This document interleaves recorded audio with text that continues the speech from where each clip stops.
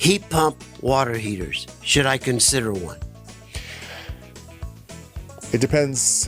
I don't You know, I'm old school, so tried and true.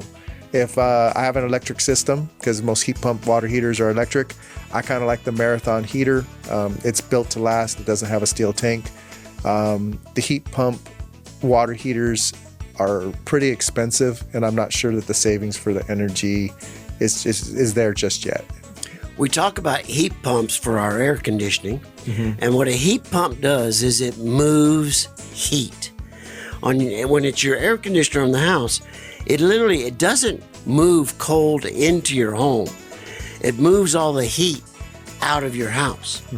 Now, a heat pump water heater needs to now find heat somewheres to put into the water to heat it. Yes. So it won't work if your water heater happens to be outside beside the garage. It'll still work because it has electric elements, but I mean, think about, it's a great idea in Arizona, because think about how hot our garages get in the summertime, right? So it's pulling all that heat from the garage and heating up your water. It does make it very efficient, especially in the summertime.